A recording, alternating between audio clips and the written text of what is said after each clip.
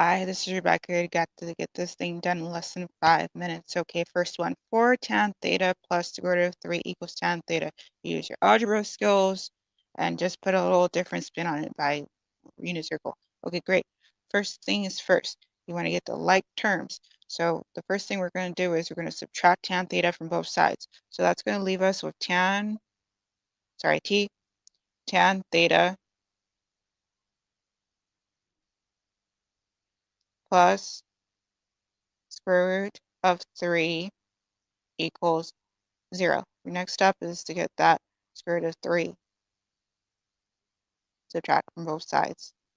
You're going to get 3 tan theta equals negative square root of 3. That right there is important. We'll talk about that later. Divide by 3, both sides. You end up with tan theta equals negative square root of 3 over 3. Jumping over to this other one. You go ahead and you subtract cosine theta from both sides. Let's pretend I did it. Okay, 0 equals 1 plus 2 cosine theta. Great. Minus 1, because you subtract 1 from both sides, equals 2 cosine theta. Cosine theta equals negative 1 over 2.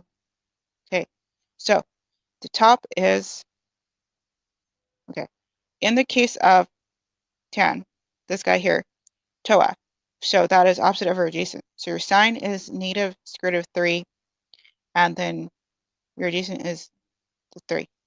So what numbers, when you put your opposite over adjacent, is going to result in this? Or another way to think about it is to look for the arctan. Because if you get the arctan of tan theta, that's going to end up being theta. And that'll equal the arctan of this. So the arctan is basically saying, instead of looking for the opposite over the adjacent, that'll get you to this, you need to look for the adjacent over the opposite, that'll get you to this. And that's where you got to use your unit circle. What's positive? Q1 positive, positive. Q2 is negative. Yeah, negative, positive. Q3 is positive. I'm sorry, negative, negative. And Q4 is positive, negative. Same thing with how things were with algebra. I can't go over it, but you can pause this, I bet. Hopefully. Let's see. And then here are the measurements, the common measurements for the line. This is the first quadrant. And then also for your special circles, sorry, triangles, your right triangles. And then what's going to happen is, same thing with this. We got to figure out cosine. That is the cosθ. So that is the adjacent over the hypotenuse. So you're looking for something where you have the adjacent over the hypotenuse. But in this case, you're good because you just know already that it's a negative 1/2. So you just got to go, you got to look at